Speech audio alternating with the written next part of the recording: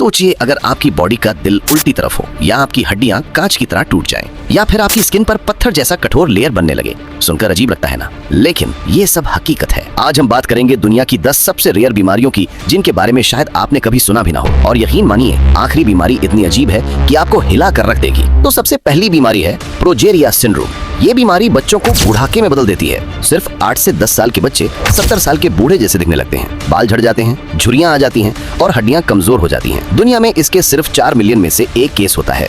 ये बीमारी जीन के एक छोटे से म्यूटेशन की वजह से होती है। इसमें सेल्स के डीएनए में गलती हो जाती है और शरीर का विकास सही तरीके से नहीं हो पाता। नतीजा ये होता है कि उनकी उम्र जल्दी बढ़ने लगती है।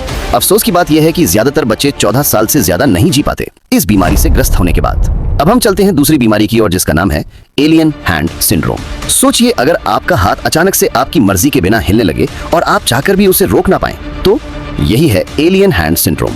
इस रेयर बीमारी में इंसान को लगता है जैसे उसका हाथ उसका अपना नहीं बल्कि किसी और के कंट्रोल में है। कई बार ये हाथ अचानक चीजें पकड़ लेता है, सामान गिरा देता है या खुद ही हरकत करने लगता है। असल में ये बीमारी दिमाग की नसों से जुड़ी होती है। जब कॉर्पस कैलोसम या दिमाग का कोई हिस्सा स्ट्रोक, चोट या सर्जरी की वजह से डैमेज हो जाता है, तो सिग्नल्स गड़बड़ा जाते हैं और हाथ अपनी अलग हरकतें करने लगता है। मरीज जानते हैं कि हाथ गलत कर रहा है, लेकिन वो उसे रोक नहीं पाते। एलियन हैंड सिंड्रोम बेहद रेयर है, लेकिन जिन लोगों को होता है उनकी जिंदगी मुश्किल हो जाती है।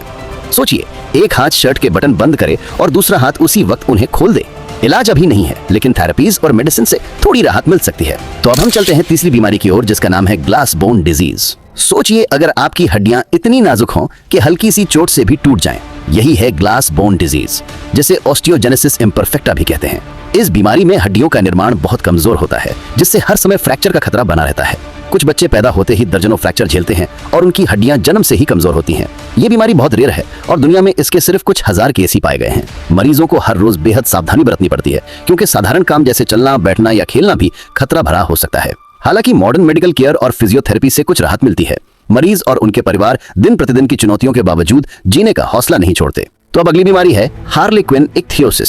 सोचिए अगर आपका बच्चा पैदा होते ही पूरी तरह अलग दिखे, उसकी स्किन मोटी, सख्त और मछली जैसी हो। यही है हार्लेक्विन इक्थियोसिस, एक बेहद रेयर जेनेटिक डिसऑर्डर। इस बीमारी में बच्चे की त्वचा इतनी कठोर हो जाती है कि उनके चेहरे और हाथ पैर पर दरारें पड़ जाती हैं और पलकें खुलना भी मुश्किल हो जाता है। इस बीमारी का कारण जीन में म्यूटेशन है, जिससे त्वचा सही तरीके से विकसित नहीं होती। पहले जन्म के कुछ दिनों में ही कई बच्चे जीवन के लिए खतरे में हो जाते थे, लेकिन आज एडवांस मेडिकल केयर और स्पेशली डिजाइन क्रीम्स की मदद से ये बच्चे कुछ सालों तक सुरक्षित रह सकते हैं। हालांकि रोजमर्रा की जिंदगी उनके लिए बेहद चैलेंजिंग होती है। छोटे से छोटे काम जैसे खाना, चलना, हाथ पैर हिलाना भी मुश्किल बन जाता है। ये बीमारी हमें याद दिलाती है कि स्वास्थ्य कितना कीमती है और हर बच्चे के लिए सुरक्षा और देखभाल कितनी जरूरी है। तो अब जानते हैं पांचवी बीमारी के बारे में, जिसका नाम है एक्वाजेनिक यूर्टिकेरिया। सोचिए अगर पानी, जो हमारे लिए जीवन का सबसे सामान्य हिस्सा है, आपके लिए खतरे का कारण बन जाए। एक्वाजेनिक यूर्टिकेरिया में इंसान को पानी छूते ही त्वचा पर दाने और जलन होने लगती है। बारिश, नहाना, पसीना, यहाँ तक कि पानी पीना भी मुश्किल हो सकता है।